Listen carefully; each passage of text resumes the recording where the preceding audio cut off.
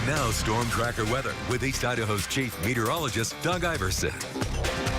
A lot quieter out there right now. Good news if you got to travel late tonight or tomorrow morning on your way to work or school. Well, you at least won't be encountering any snow. There will be some icy spots on the roadways, and you might even see some fog out there, and it could be a thick in spots. Visibility down to a quarter of a mile or less.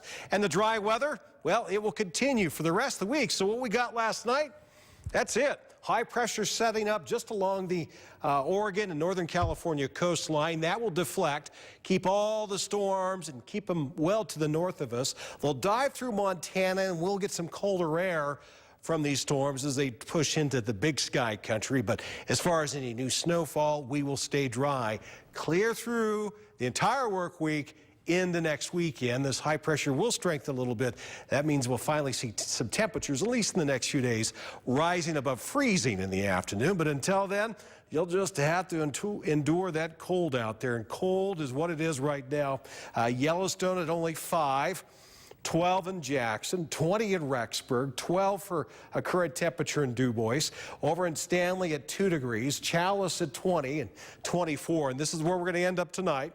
Obviously colder than it is right now. Stanley 6 below 0, 8 above in Chalice. At least you don't have a minus in front of that 8, right? 14 in Blackfoot, Pocatello 16 degrees. Look at the single digits in southeast corner. Soda Springs at 3, 2 above in Montpelier. Break out that electric blanket or throw another log on the fire. Afton around 3, Jackson 6. Driggs, well, you're 18 right now, or in the teens at least. You're going to stay in the teens overnight. Island Park tonight will drop down to about 8. Temperatures will rise in the 20s. In fact, we'll probably be a little bit colder in the afternoon than what we were today. We got some fog, and of course the cold night means it's going to be a little bit harder to warm up.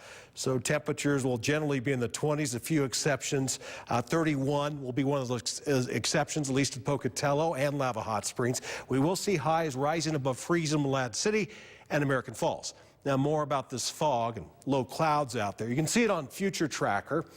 Very low and mainly around Idaho Falls and then around Blackfoot. It gets even thicker the farther west you go. So through the Arco Desert, be careful. Could be a white knuckle morning. Then eventually burns off and we'll all get a good dose of sunshine and then starts building back in tomorrow night. 7-day forecast.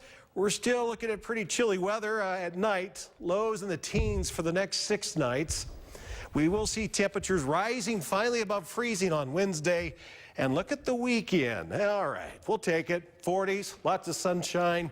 We'll be dry. Great travel weather this weekend. Idaho Falls 7-day forecast. We're in the 20s for highs the next couple of days. Tomorrow night we'll have another low in the single digits, but temperatures will finally get above freezing starting Friday. Rexburg, it'll be Friday before we'll get above freezing again, with highs tomorrow only in the 20s, a little better, but still cold, ice cold all day long, Wednesday and Thursday. Teton area, any new snow? Yeah, looking pretty dry. Look at the lows at night for the next few nights. We're in the single digits and then not quite so cold at night. Certainly not quite so cold during the day with highs in the mid-30s, mid to upper 30s for the weekend. Central Mountains, same thing. High pressure giving us dry weather, dry cold weather, and then temperatures try to rebound a little bit. We're in the mid to upper 30s, but nothing like what we had last week.